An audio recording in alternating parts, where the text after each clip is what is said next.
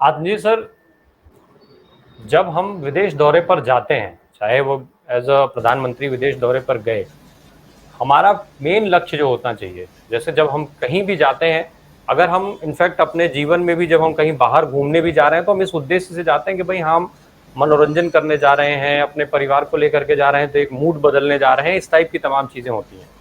जब प्रधानमंत्री देश का एक बाहर देश के दौरे पर जाता है, तो क्या देशवासी उससे ये उम्मीद रखते हैं कि वो वहां से कुछ लेकर के आएगा देश के लिए, या फिर यहां से वो अमेरिका की समस्याएं सुलझाने गए थे? किस तरीके से वो अमेरिका को, जो वो आत्मनिर्भरता वाली बात करते हैं कि आत्मनिर्भर भारत बनाएंगे, तो भारत के आत्मनिर्भरता के लिए वहां प्रयास करने कुछ गए थे, या फिर वो अमेरिका को आत्मनिर्भर बनाने गए थे?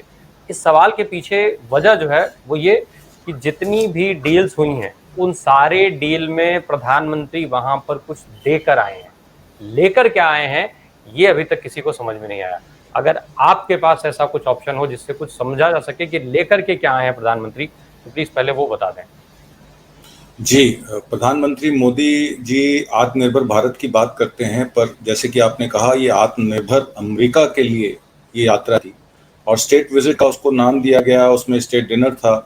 तो ऐसा लगा प्रधानमंत्री, ऐसा दर्शाया गया हिंदुस्तान में कि प्रधानमंत्री मोदी का जो स्टेट विजिट है, ये पहला किसी प्रधानमंत्री का स्टेट विजिट है जो इतना विशाल या ग्रैंड है। और उसमें तमाम तरह की चीज़ें निकली। फिर जवाहरलाल नेहरू के समय से लेकर राजीव गांधी के समय तक जितनी भी स्टेट विजिट्स हुई हैं, उनके वीडियोस भी कई जगह वायरल हुए, ट्विटर पे और यूट्यूब पे। और ये बताया गया कि ये कोई ऐसी स्टेट विजिट नहीं है जो पहले कभी ना हुई। और मनमोहन सिंह जी ने तो बीजेपी और कम्युनिस्ट पार्टीज के खिलाफ जाकर और न्यूक्लियर डील की थी अमेरिका से। और उस टाइम कांग्रेस के भी कुछ लोग थे, जो कांग्रेस के भी कुछ एक सेक्शन था जो इस न्यूक्लियर डील के फेवर में नहीं था। पर मनमोहन सिंह जी ने ये कहा कि इंडिया को न्यूक्लियर एनर्जी से या न्यूक्लियर एनर्जी प्रोजेक्ट से जो अलग किया गया है और जो उनको इन पर प्रतिबंध लगाए गए हैं, और अमेरिका खुद को एक न्यूक्लियर नेशन बनाकर और लोगों पे एम्बार्गोज और सैंक्शंस लगाने की कवायद रखता है दूसरे कंट्रीज को लेकर, फ्रांस और यूरोपियन कंट्रीज को लेकर, तो ये नहीं चलेगा। और अमेरिका की दादागिरी नहीं चलेगी। हमारे सभी प्रधानमंत्रियों ने जवाहरलाल नेहरू के समय से लेकर लाल बहादुर शास्त्री के समय, इंदिरा गांधी जी के समय और राजीव गांधी जी के समय, और यहाँ तक कि अटल बिहारी वाजपेयी के समय, हमारी देश की विदेश नीति यही थी कि अमेरिका के साथ आप टेक्नोलॉजी ट्रांसफर की बात कीजिए, आप उनसे मार्केट्स ओपन करने की बात कीजिए, इंडियन प्रोडक्ट्स की एक्सपोर्ट्स की बात कीजिए, और इंपोर्ट टेक्नोलॉजी का और चीज़ों का लेके आइए जिसमें हिंदुस्तान को उसकी ज़रूरत है। पर हुआ क्या? राफेल के प्लेन्स खरीदे गए, कोई टेक्नोलॉजी ट्रांसफर नहीं हुआ।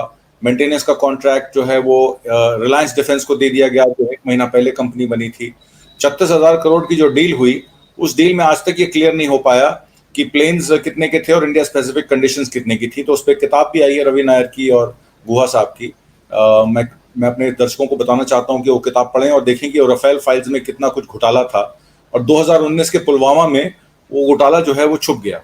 अब जो ये अमेरिकन विजिट थी, इसके जो प्रमुख चीजें थी, एक माइक्रॉन करके कंपनी है, उसका $800 मिलियन का इन्वेस्टमेंट है जो यहाँ पे लगेगा और चिप्स बनाए जाएंगे। और एक सेमीकंडक्टर कंपनी है जो आर्टिफिशियल इंटेलिजेंस में काम करती है, उसके साथ उनका टाइप हुआ। और एक प्रेडेटर ड्रोन्स खरीदने की बात हुई। 31 प्रेडेटर ड्रोन्स की जो डील हुई, वो कहा जा रहा है 26,000 करोड़ की खरीदी गई, यानी कि 800 करोड़ रुपए, 838 करोड़ रुपए प्रति ड्रोन की कीमत अदा की गई। और इसमें ब्रिटेन ने यही ड्रोन्स जनरल इलेक्ट्रिक से, जो कंपनी यूके बेस्ड है, उसमें 100 करोड़ रुपए प्रति ड्रोन खरीदे थे। ऑस्ट्रेलिया को भी कुछ ऐसी ऑफर आई थी $130 मिलियन पर ड्रोन की, जो ऑस्ट्रेलिया ने ठुकरा दी। ये ड्रोन जनरल एटॉमिक्स से अमेरिका ने खुद $56.5 मिलियन पर ड्रोन खरीदे हुए हैं। मतलब जिस ड्रोन की कीमत $56 मिलियन अमेरिका ने अदा की है, वही ड्रोन्स अगर हमारे देश में 800 करोड़ रुपए में खरीदा जाता है, $110 मिलियन में एक ड्रोन पड़ता है, तो ये तहकीकात होनी चाहिए कि इसमें कौन सी ऐसी इंडिया स्पेसिफिक कंडीशंस हैं जो ऐड की गई जिससे ड्रोन की प्राइस जो है वो दुगनी हो गई। सो घोटाले की शुरुआत तो यहीं से हो जाती है। तो कहते हैं ना, devil lies in the detail. तो ये डिटेल जो है, ये जैसे जैसे बाहर निकलती जा रही है, तो ये लगता जा रहा है कि इसमें इससे महंगी डील हो नहीं सकती थी जो प्रधानमंत्री मोदी ने साइन की है। और ये अभी तक क्लैरिटी नहीं आई है कि ये गवर्नमेंट टू गवर्नमेंट डील हुई है या बिजनेस टू बिजनेस डील हुई है या पीपल टू पीपल डील हुई है, क्योंकि अमेरिका से हमारे ताल्लुकात इस तरीके हैं कि हम गवर्नमेंट टू गवर्नमेंट बिजनेस भी करते हैं, जैसे राफेल डील में फ्रांस के साथ किया, हम बिजनेस टू बिजनेस डील भी करते हैं और पीपल टू बिजनेस डील भी करते हैं। एक तरफ तो सरकार कहती है उसके पास नौकरियां देने के लिए पैसा नहीं है, और दूसरी तरफ वो 26,000 करोड़ के 31 ड्रोन की डील करके आ जाती है। तो ये पूछना चाहिए प्रधानमंत्री मोदी जी से कि अमेरिका की स्टेट विजिट जनता के पैसे उड़ाने के लिए की गई थी या जनता के या देश का भला करने के लिए की गई थी। और जैसे कि मैंने आपको माइक्रोन सेमीकंडक्टर जो असेंबली प्लांट लग रहा है गुजरात में, उसकी एक्चुअल टोटल इन्वेस्टमेंट जो है वो $2.75 बिलियन की है, जिसमें माइक्रोन सिर्फ $800 मिलियन खर्च करेगा और वो असेंबल करेगा, मैन्युफैक्चर नहीं करेगा। तो ये बात तो क्लियर है कि उसमें कोई टेक्नोलॉजी ट्रांसफर की बात नहीं है। इसमें 70% इन्वेस्टमेंट जो $2 बिलियन की इन्वेस्टमेंट है वो हमारे टैक्स के पैसे से लगेगी। ये 5,000 जॉब्स क्रिएट करेगा, जिसका मतलब है कि $2 बिलियन में सिर्फ 5,000 जॉब क्लियर हो रही हैं, जिसका मतलब है कि $400,000, जिसका अगर अनुमान लगाएं तो 3 करोड़ 20 लाख रुपए एक जॉब पे खर्च किए जा रहे हैं। और ये कौन सी इकोनॉमिक्स है, ये तो मोदी जी ही बता सकते हैं, ये तो 2 डील करके आए हैं।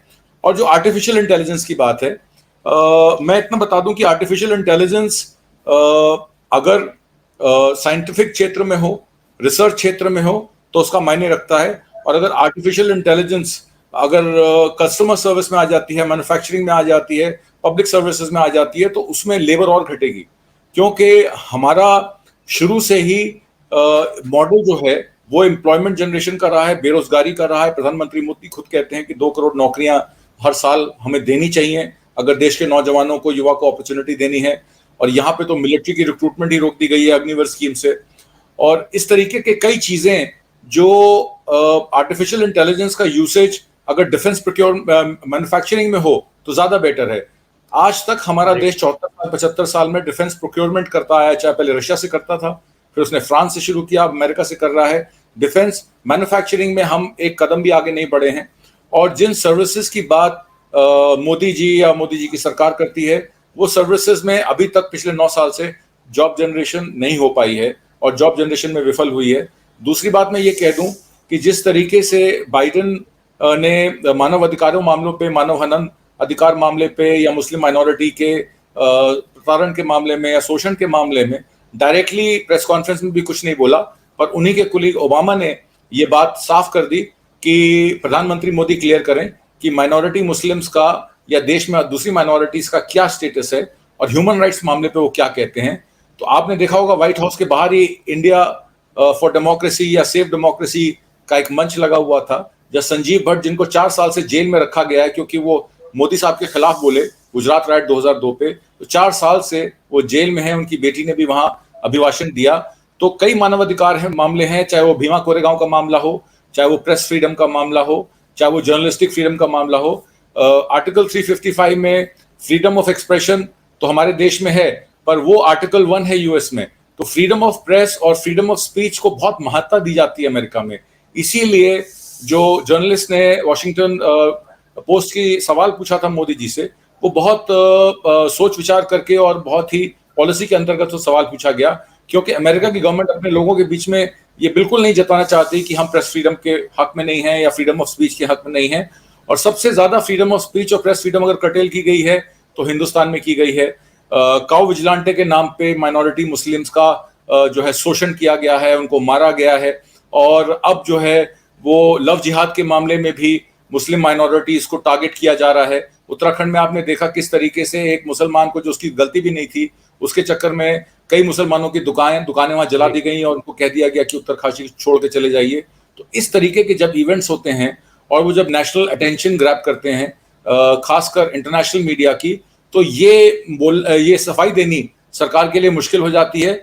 और बजाय उस पर अपॉलॉजी देने के या बजाय उसको ठीक करने के और बजाय ये कहने के कि हम डेमोक्रेसी जो हमारी रगों में दौड़ती है वो दिखाई भी देनी चाहिए, इन्हीं के सीएम हेमंत शर्मा बिस्वा कहते हैं कि वो हुसैनी।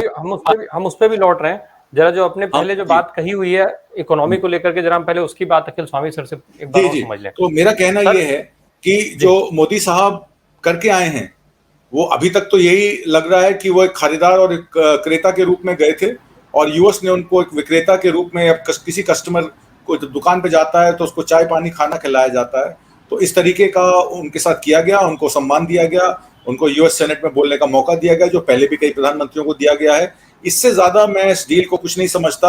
हाँ, अगर इसमें कोई इम्प्रोप्राइटरी है और ड्रोन्स की खरीदारी में अगर इतना पैसा खर्च किया जा रहा है, जबकि एक क्लैरिफिकेशन शायद आई है मिनिस्ट्री ऑफ डिफेंस से कि अभी हम उसको रिव्यू कर रहे हैं, हमने एग्रीमेंट नहीं किया है, तो अगर वो रिव्यू हो जाता है और उसमें अगर इम्प्रोप्राइटरी निकलती है तो उसकी पूरी तहकीकात होनी चाहिए। रफेल की तरह ये मामले को दबाना नहीं चाहिए, ऐसा मेरा कहना है। जी आत्मदेव सर, 1 मिनट में अपनी बात पूरी कीजिएगा। एक तरफ प्रधानमंत्री जो अमेरिकी राष्ट्रपति हैं जो बाइडेन, जब वो ट्वीट करते हैं कि वो उनकी मित्रता है, भारत उनका मित्र है, उस पर वो तुरंत रिप्लाई कर देते हैं। लेकिन पिछले 55 दिनों से जिस मणिपुर में आग लगी हुई है, जिसकी बात बार बार अखिल स्वामी सर कर रहे हैं, उस पर अभी तक उनका एक भी ट्वीट नहीं आया। इतना हो हल्ला मचा देश में, तमाम सोशल मीडिया प्लेटफॉर्म्स पे इतने सारे सवाल किए गए, इतनी सारी डिबेट्स हुई, पर प्रधानमंत्री की तरफ से उस पर एक भी जवाब नहीं आता है। क्या ये जो जिम्मेदारियां हैं, क्या इस तरीके के जो आंतरिक मामले हैं वो प्रधानमंत्री से रिलेट नहीं करते हैं? मेरे हिसाब से तो प्रधानमंत्री मोदी जो हैं वो एक्सटर्नल अफेयर्स प्राइम मिनिस्टर, वो जब बाहर के देशों में जाते हैं तो बड़ी अच्छी अच्छी बातें करते हैं, डेमोक्रेसी की बातें करते हैं, रगों में हमारे लोकतंत्र का खून दौड़ रहा है, हमारे देश में आज़ादी है, प्रेस फ्रीडम की आज़ादी है, एग्जीक्यूटिव लेजिस्लेचर को आज़ादी है, अपोजिशन को आज़ादी है। पर असल में आप हिंदुस्तानी चेहरा देखें तो यहाँ अपोजिशन के माइक्स बंद कर दिए जाते हैं लोकसभा में। मणिपुर में आपने सही कहा, 135 से ज़्यादा लोग मर गए, और वहाँ के चीफ मिनिस्टर बीरेंद्र सिंह कहते हैं कि सब कुछ ठीक है, और मैटीज जो हैं उन पे जो कुकीज़ इंसर्जेंट्स हैं वो अटैक करते हैं, और कुकीज़ जो हैं वो कहते हैं कि हमारे पास तो पहाड़ की एरिया बचा है, हम तो 10% पॉपुलेशन भी नहीं है, तो हम कैसे किसी का दमन कर सकते हैं, हमको टेररिस्ट का नाम दे दिया गया। और 12 लोगों को जो है कल वहाँ के लोकल गांव वालों ने छुड़वा लिया कह के कि जो आर्मी है ये जबरदस्ती कह रही है कि ये इनके वेपन्स हैं। तो असलियत क्या है ये तो किसी को नहीं पता है। और एक तरफ अमित शाह कहते हैं ऑल पार्टी मीटिंग बुला के कि प्रधानमंत्री मोदी जी को point by point, minute by minute और आवर बाय आवर की खबर है कि मणिपुर में क्या हो रहा है, और वो अपनी आंख बनाए हुए हैं और अपनी बात कर रहे हैं। अगर वो इतने चिंतित हैं मणिपुर को लेके तो एक सार्वजनिक बयान उनको दे देना चाहिए था। कम से कम वो ये तो कह सकते थे, अपील तो कर सकते थे कि जो भी लड़ाई कर रहे हैं, जिनके हाथ में भी वेपन्स हैं, वो अपने वेपन्स वापस दे दें और इसको शांति प्रिय तरीके से करें। असम में भी तो बोडो और स्टूडेंट्स का आंदोलन हुआ था, तो राजीव गांधी ने क्या करा था? राजीव गांधी ने उसमें एफर्ट लगाया था, तभी तो उनकी ट्रीटी हुई थी। तो यही कहने का समय, मतलब कहने का पक्ष ये है कि अगर आपकी इंटेंशन ठीक है और आप चाहते हैं कि वहां पे कॉन्फ्लिक्ट ना हो, तो आप उसको सही से बात करें। और मान लीजिए अगर वो कंट्रोल नहीं हो रही है पिछले 40-45 दिनों से, तो आप प्रेसिडेंट रूल लगा दें। और एक बात मैं और कहना चाहूंगा चाइना पॉलिसी पे, जिस तरीके से यूएस के 2 मापदंड है, एंथनी ब्लिंकन के तो वो भेजते हैं चाइना में, वन चाइना पॉलिसी में कहते हैं कि आप बताइए आपको कितने वीजा चाहिए। चाइना में वीजा लगवाने का 1 दिन का समय, 48 घंटे में वीजा लग जाता है। इंडिया में वीजा कितना टाइम लगता है? आपको 12 महीने के बाद मीटिंग मिलती है। दूसरी बात, आप वहां जाके ये कहते हैं कि आप वीजा के दफ्तर खोलिए बेंगलोर में और सिटीज में। इसका मतलब है कि जितना ब्रेन ड्रेन हो रहा है इस देश में, वो ब्रेन ड्रेन और बढ़े। यहाँ से लोग IIT IIM से पढ़ के जाएं और वहां जाके वॉशिंगटन में अपना HB-A1C वीजा लेके 10 साल का वहां मोदी मोदी चिल्लाएं। तो ये देश ट्रेन कर रहा है इंजीनियर्स को, डॉक्टर्स को, अमेरिका की इकोनॉमी के लिए कि इंडिया की इकोनॉमी के लिए। और फिर हम अमेरिका जाते हैं और उनसे कहते हैं कि आप हमें टेक्नोलॉजी ट्रांसफर दीजिए। आपको जान के हैरानी होगी कि जो 60% रिसर्च जितनी भी अमेरिका में होती है, जैसे टेक्नोलॉजी और नई ये चीजें आती हैं, ये हमारे इंडियन इंजीनियर्स ही हैं वहां पे। 60% एम्प्लॉयड हैं उन टेक्नोलॉजी कंपनीज में जो इन टेक्नोलॉजी ये नई नई टेक्नोलॉजीज लेके आते हैं, नए नए चीजें लेके आते हैं। और हम अमेरिका से जाके उसी टेक्नोलॉजी की भीख मांग रहे हैं जो हमारे इंजीनियर वहां पे बना रहे हैं। तो बजाय हिंदुस्तान को आत्मनिर्भर करने के, इंडिया को आत्मनिर्भर करने के, अमेरिका को आत्मनिर्भर कर रहे हैं। और हम कह रहे हैं यहाँ पे और वीजा ऑफिस खोलिए ताकि हमारे और लोग यहाँ से जाएं। तो इंडिया में बचेगा क्या? रिसोर्सेज कभी थे नहीं, और अगर ह्यूमन रिसोर्सेज भी नहीं होंगे, ह्यूमन इंटेलिजेंस भी नहीं होगी, तो हम हर जगह भीख मांगेंगे और हर जगह ये सब चीजें होंगी। तो मणिपुर तो एक चीज ये दर्शाता है कि आपने स्टेट्स का विकास नहीं किया, छोटी स्टेटों में एम्प्लॉयमेंट नहीं जनरेट की, मॉडल नहीं दिए विकास के, जिसकी वजह से इतनी अराजकता फैल रही है। जहां विकास होगा वहां अराजकता नहीं होगी। तो आपने सबको विश्वास में नहीं लिया, आपने प्रयास नहीं किया, और इसी वजह से आज जो है ये स्टेट्स में असम में, मणिपुर में और जगह जगह जिस तरीके से अराजकता फैल रही है, वायलेंस फैल रही है, ये अनडेवलपमेंट का रीजन है। नॉन डेवलपमेंट रोल सरकार का होने की वजह से सरकार का सिर्फ एक ही मकसद रह गया है। पहले सरकार का दायित्व होता है कि पब्लिक यूटिलिटीज प्रोवाइड करना, पब्लिक गुड्स प्रोवाइड करना, उसकी जगह वो सत्ता हथियाने में लग गई है। इलेक्शन दर इलेक्शन, चाहे वो स्टेट का इलेक्शन हो, चाहे वो म्युनिसिपल का इलेक्शन हो, चाहे वो पार्लियामेंट का इलेक्शन हो, वो हर इलेक्शन में अपने आप को झोंक देती है। प्रधानमंत्री मोदी सारा काम छोड़ के इलेक्शन प्रोसेस में लग जाते हैं। जब सत्ता हथियाना ही इस सरकार का दायित्व बच जाता है तो पब्लिक गुड्स, पब्लिक सर्विसेज और उसकी बात तो भूल जाइए। और अमेरिका कहां से टेक्नोलॉजी ट्रांसफर देगा? कोविड वैक्सीनेशन की तो वो फॉर्मूला दे नहीं पाया इंडिया को, और उसने कह दिया कि हम, फाइजर ने कह दिया और जॉनसन ने कह दिया, जॉनसन ने कह दिया हम फॉर्मूला नहीं दे सकते। ये तो एक रिसर्च टीम थी जिसने लो कॉस्ट वैक्सीनेशन निकाली, जिसको लेके सीरम इंस्टीट्यूट ने 220 करोड़ वैक्सीनेशन बनाई, जिसका प्रधानमंत्री मोदी जी ने यूएस सेनेट में वो विक्रय भी किया। पर आप मुझे एक बात बताइए, क्या ये वैक्सीनेशन अमेरिका ने दी थी हमें? जो लो कॉस्ट वैक्सीनेशन हमने बना के 220 करोड़ लोगों को लगाई है। तो हर चीज का आकलन करना चाहिए कि अमेरिका से हमें कितनी मदद मिल सकती है, क्या मदद मिल सकती है। और वो चाइना और इंडिया को दोनों तरफ से, चाइना को अपने स्केल पे खेल रहा है। ये नहीं है कि वो चाइना को दरकिनार करके इंडिया को आगे करने की कोशिश कर रहा है। वो इंडिया को एक, चाइना उसको उसका पार्टनर न बन जाए, रशिया से उनकी डिफेंस की नजदीकियां न बन जाए, इतना ही कंट्रोल्ड डील कर रहा है। वो सिर्फ अपना माल बेच रहा है। टेक्नोलॉजी ट्रांसफर करेगा नहीं करेगा, आने वाले टाइम में रिसर्च टीम उनकी आएंगी नहीं आएंगी, ये समय बता देगा। पर मेरा ये कहना है, अमेरिका एक सेलर है और इंडिया एक खरीदार है, इससे ज्यादा इनके कोई रिलेशंस नहीं।